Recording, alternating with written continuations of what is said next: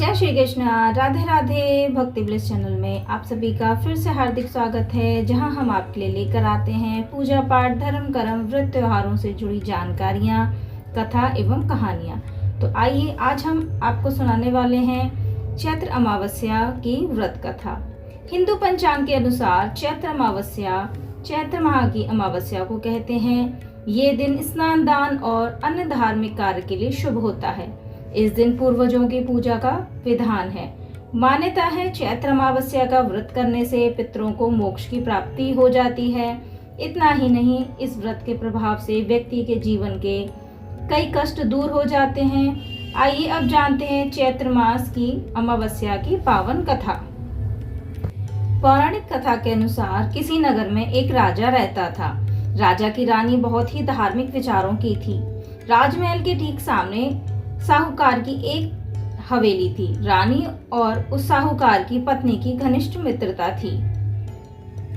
तभी एक दिन हवेली से साहूकार के पत्नी की रोने की आवाज आई। इस पर रानी ने उससे कारण पूछा। तब राजा ने बताया कि साहूकार का पुत्र मर गया है। रानी ऐसे दुख से वंचित थी, इसलिए वे राजा से एक बार फिर पूछी कि ये दुख क्या होता है। इस पर राजा ने बोला कि जब तुम्हारा कोई बेटा मरेगा तब तुम्हें समझ आएगा। ऐसा सुनकर तुरंत रानी ने अपने बेटे को नीचे फेंक दिया, पर भगवान की कृपा से उसे कुछ नहीं हुआ। रानी ने फिर पूछा कि ये दुख क्या होता है।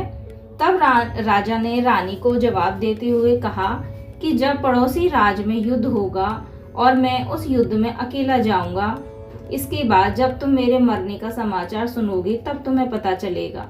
हालांकि रानी अमावस्या का व्रत करती थी, जिस वजह से राजा युद्ध जीतकर वापस आ जाते थे। रानी फिर से सवाल करती है। तब इसके बाद राजा ने कहा कि जब हम गंगा माँ के दर्शन को जाएंगे तब मैं वहाँ गंगा नदी में कूद जाऊंगा, फिर तुम्हें पता चलेगा कि दुख क्या होता है। उधर भगवान शंकर कैलाश पर्वत पर बैठकर सब कुछ देख रहे थे और माता पार्वती से कहते कि जाओ, मैं तुम्हें सुखी आत्मा के दर्शन करवाता हूँ। इसके बाद भगवान शिव बकरे और माता पार्वती ने बकरी का रूप धारण करके एक बावली के पास घास चरने लगे।